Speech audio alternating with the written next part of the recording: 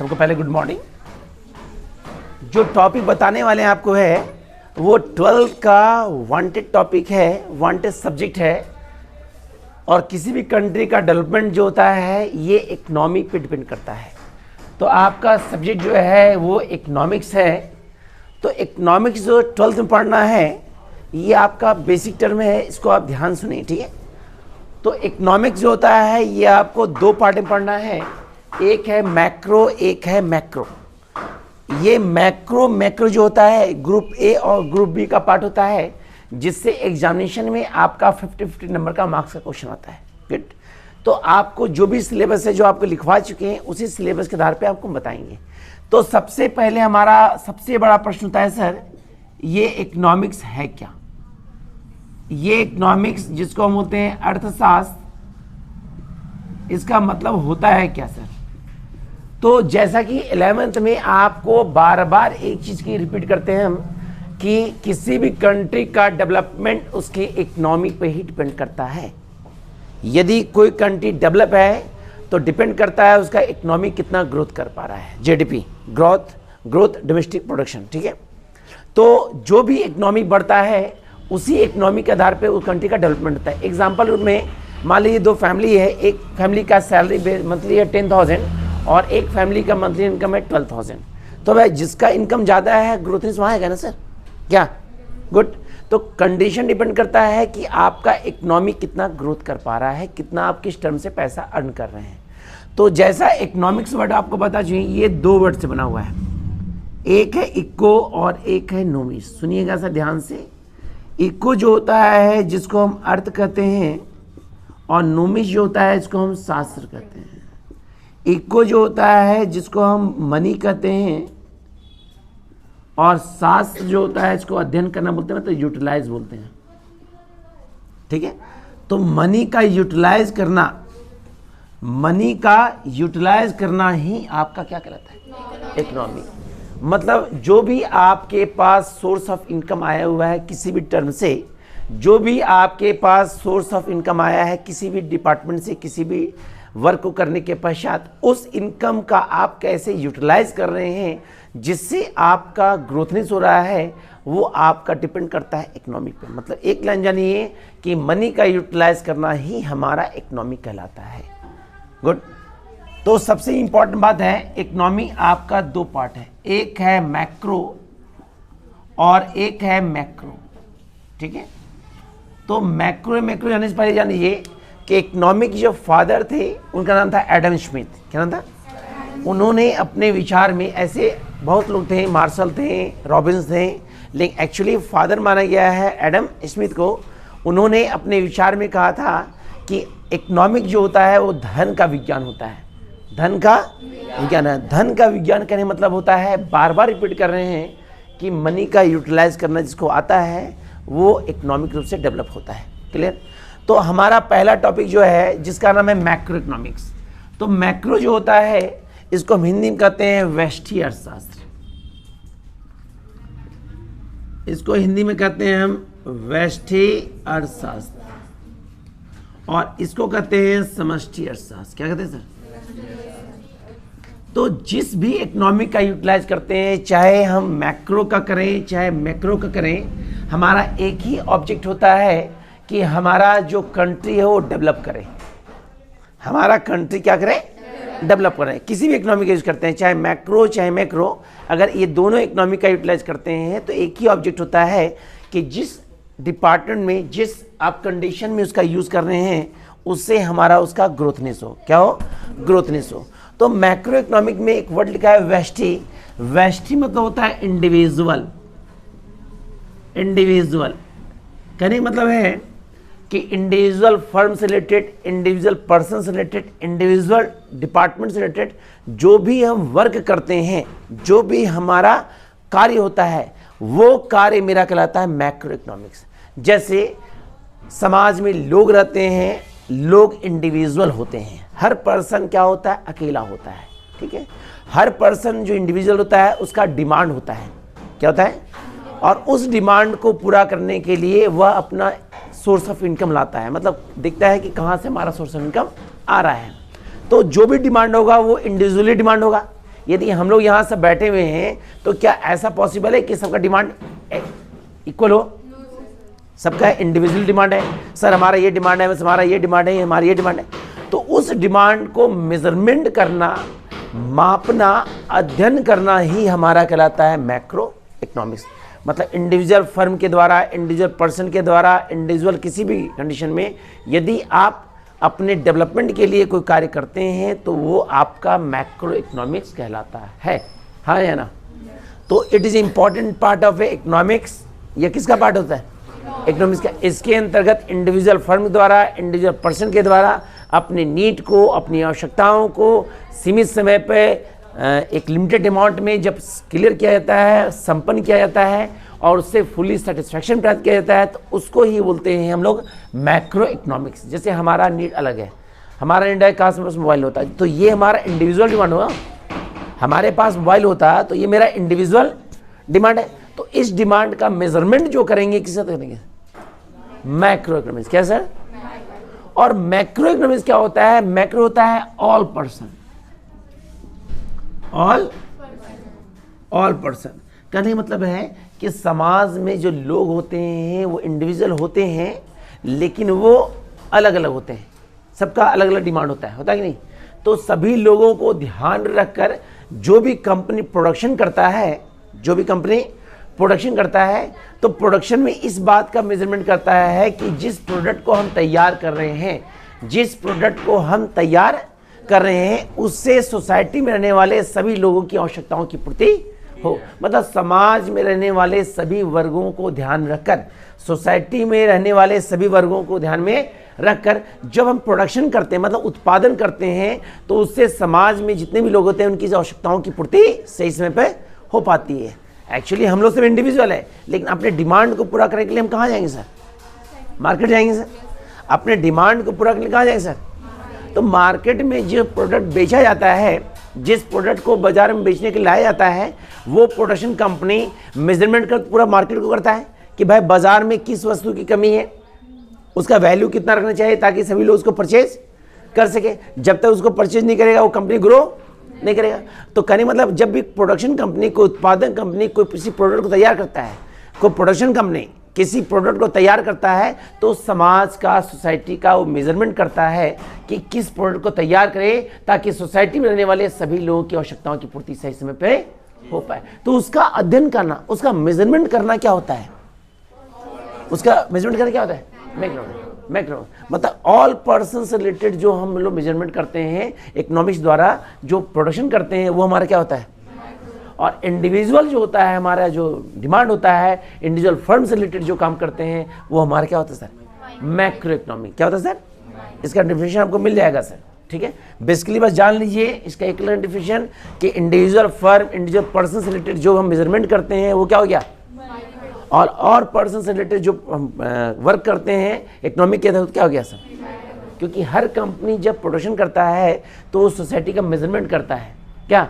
क्योंकि जो भी लोग होते हैं वो डिफरेंट होते हैं, सबका डिमांड भी क्या होता है सर? अलग अलग होता है क्योंकि सोर्स इनका अलग अलग है सर। ऐसा हमारा 10,000, आपका 12,000, आपका 15,000, आपका 20,000, सबका सोर्स इनका अलग है। तो इनकम अलग है तो डिमांड भी क्या होगा?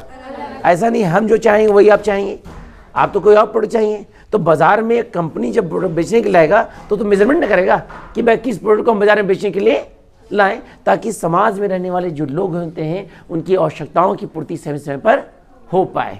तो मैक्रो इकोनॉमी के तहत क्या होता है सर? अभी हम चैप्टर लिखवाए थे मैक्रो इकोनॉमी के तहत, आपको लिखवाए थे प्रोडक्शन कॉस्ट। पढ़िए क्या करिए थे मैक्रो चैप्टर पढ़े, एकदम पढ़िए, खड़े हो क्या, खड़े सर पढ़िए सर। इंग्लिश में पढ़िए, इंग्लिश में नहीं हम पढ़ते हैं। आपको हम बताए थे मैक्रो इकोनॉमिक्स होता क्या है? इंडिविजुअल हो गया सर। अब देखिए इंडिविजुअल कैसे समझेंगे। इंडिविजुअल के तहत है कंज्यूमर इक्विलिब्रियम। कंज्यूमर इक्विलिब्रियम जो होता है कि जो भी कंज्यूमर होते हैं उनका जो नीड होता है वो इंडिविजुअल होता है। हम लोग सब कंज्यूमर है, हमारा जो डिमांड है क्या मिक्स है? क्या इंडिविजुअल है? तो इंडिविजुअल किस में आ गया सर? हमारा डिमांड, हमारा जो मांग है तो क्या सबका डिमांड इक्वल होता है? क्या इंडिविजुअल होता है? किसमें आ गया? मतलब ये जितना चैप्टर है, सप्लाई है, प्रोडक्शन कॉस्ट है, इलेक्ट्रिसिटी डिमांड है, ये जितना टॉपिक है ये क्या है सर? और मैक्रो इकोनॉमिक्स में क्या आ गया, नेशनल इनकम आ गया, मनी एंड बैंकिंग हो गया, बजट आ गया, फॉरेन एक्सचेंज रेट हो गया, बैलेंस ऑफ पेमेंट हो गया। मतलब ये जो पार्ट है अगर डिफिनेशन देते हैं तो इस नाम को इसमें इंक्लूड करेंगे, ग्रुप ए का पार्ट और ग्रुप बी का पार्ट इसमें इंक्लूड करेंगे, ताकि क्लियर होगा कि हमारा इंडिविजुअली क्या होता है और ऑल क्या होता है ना, है ना। तो ये हमारा था इंट्रोडक्शन के तहत डिफिनेशन। लेकिन इसमें हमको बेसिकली पढ़ना है आपको, अगला इसमें सबसे पहले इंट्रोडक्शन है, तो इसमें आपको इकोनॉमिक के बारे में पढ़ना है।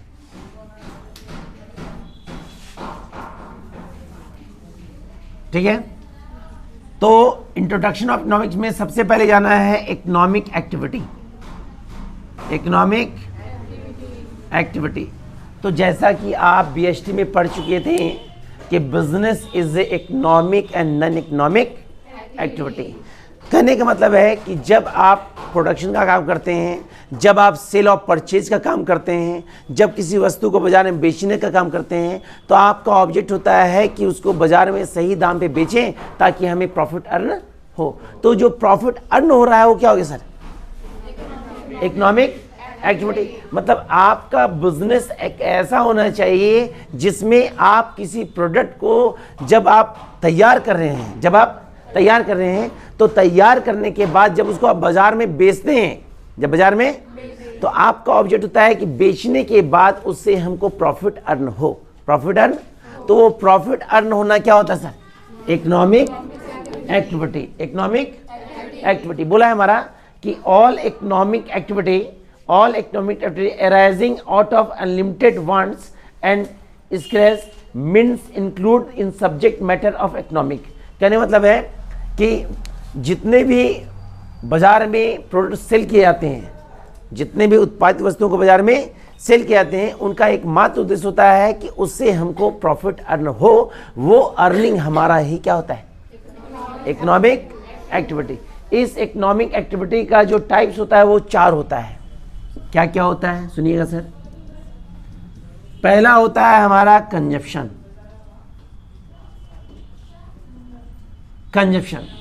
दूसरा होता है हमारा प्रोडक्शन। तीसरा होता है हमारा एक्सचेंज। सब बताएंगे सर। तीसरा क्या होता है सर, और चौथा जो होता है वो होता है इन्वेस्टमेंट। इकोनॉमिक एक्टिविटी का ये 4 टाइप्स है। सबसे पहला कंजप्शन, जिसको हम उपभोग कहते हैं। प्रोडक्शन को हम उत्पादन बोलते हैं, एक्सचेंज को हम बोलते हैं विनिमय, एक्सचेंज को हम विनिमय कहते हैं, और इसको बोलते हैं विनियोग। क्या बोलते हैं सर। तो इकोनॉमिक एक्टिविटी का ये 4 टाइप्स है जिससे हमारा इकोनॉमिक ग्रोथ करता है। सबसे पहला टाइप्स है कंजप्शन मतलब होता है कि किसी भी गुड्स को जब आप परचेज करते हैं तो उससे आपको अपनी नीड की पूर्ति हो पाती है, अपनी आवश्यकताओं की पूर्ति। तो उस प्रोडक्ट को यूज करना आपका कंजप्शन कहलाता है। क्या कहलाता है सर। तो इकोनॉमिक एक्टिविटी में कंजप्शन को डील कैसे करेंगे। जब कोई प्रोड्यूसर, जब कोई उत्पादक किसी प्रोडक्ट को तैयार करता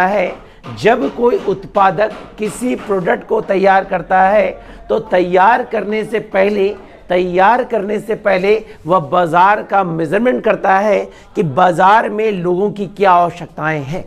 क्या जो प्रोडक्शन, जिस कंपनी द्वारा प्रोडक्ट को तैयार किया जाता है, तैयार करने से पहले वह बाजार को अध्ययन करता है कि बाजार में किस प्रोडक्ट की आवश्यकता है, उसी आवश्यकताओं को ध्यान रखकर वो बाजार में क्या करता है, प्रोडक्ट तैयार करता है, जिसको लोग परचेज करके उसका क्या करता है, उसका यूटिलाइज करता है। क्या करता है सर। जैसे एग्जाम्पल बताते हैं, जब हम लोग का 2020 में लॉकडाउन आया था तो उस समय आपका सैनिटाइज और मास्क का काफ़ी कमी था कि नहीं।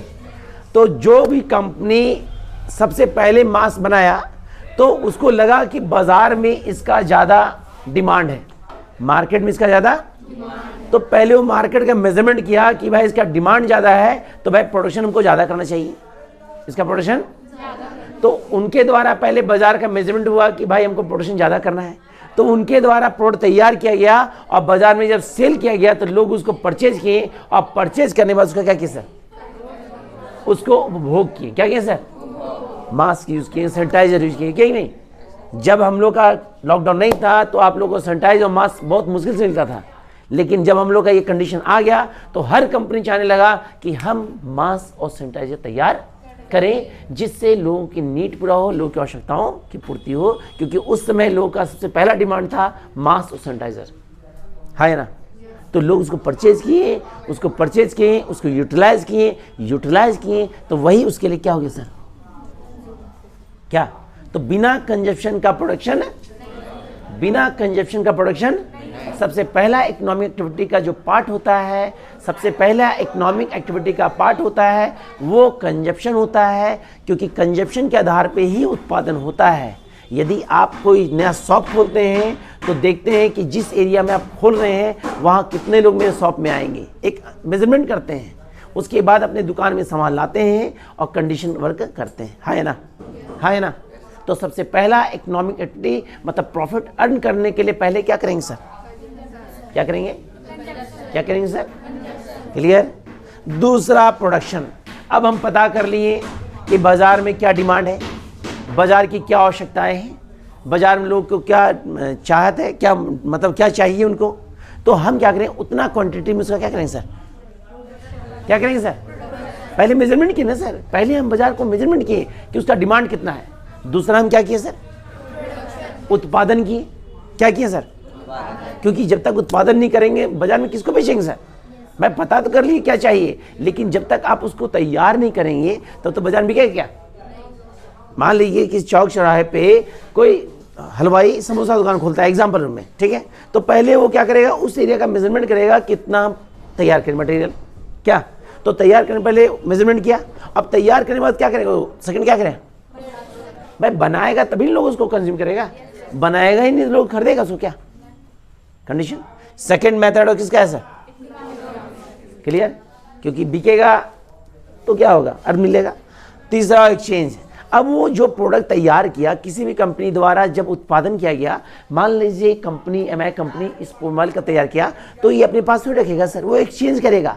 मान लीजिए कस्टमर आप हैं तो आपको ये मोबाइल दिए, आपसे हम कैसे लिए, क्या ट्रांजैक्शन हुआ सर, क्योंकि जब तक ट्रांजैक्शन नहीं होगा ना, जब तक एक्सचेंज नहीं होगा ना, इकोनॉमिक एक्टिविटी होगा ही नहीं, क्योंकि एक्सचेंज से ही हमारा मनी का ट्रांजैक्शन होता है और गुड्स उनको देते हैं, गुड्स और मनी का लेन देन होता है, क्लियर। तो हमारा इकोनॉमिक एक्टिविटी क्या होता है, ग्रो करता है, क्लियर। सबसे पहले हम अध्ययन किए, उत्पादन किए, एक्सचेंज किए, क्या किया सर, एक्सचेंज किए, और अगला होता है इन्वेस्टमेंट। भैया जो बंदा खरीदेगा वो मेरे में इन्वेस्ट कर रहा है ना, वो 10,000 रुपये लगा रहा है ना, वो 10,000 इन्वेस्ट कर रहा है तभी नहीं खरीदेगा सर। जब तक आप हमको पेमेंट नहीं कीजिएगा तब तक आपको गुड्स देंगे क्या, एक्सचेंज के लिए तो प्रोसेस ही है, लेकिन जब तक आप पैसा नहीं लगाएंगे आपको हम प्रोडक्ट देंगे, तो किसका होना चाहिए। तो इकोनॉमिक एक्टिविटी जो होता है वो 4 होता है, एक होता है कंजप्शन, एक होता है प्रोडक्शन, एक होता है एक्सचेंज, क्या होता है। तो कंक्लूजन के तहत अभी जो बताएं, अभी और बताएं कि इकोनॉमिक 2 वर्ड, इकोनॉमिश, इको हो गया अर्थ मतलब मनी, नोमिश हो गया शास्त्र, जिसको अध्ययन करना बोलते हैं, यूटिलाइज, मनी का यूटिलाइज करना ही इकोनॉमिक होता है। इकोनॉमिक 2 पार्ट पढ़ना है, मैक्रो एंड मैक्रो। मैक्रो जो होता है इसका मतलब होता है इंडिविजुअल पर्सन से रिलेटेड जो वर्क करते हैं, जो उत्पादन करते हैं, जो प्रोडक्शन करते हैं, वो इंडिविजुअल होता है, और ऑल पर्सन से रिलेटेड पूरे फर्म के द्वारा जब प्रोडक्शन होता है तो क्या होता है, मैक्रो होता है।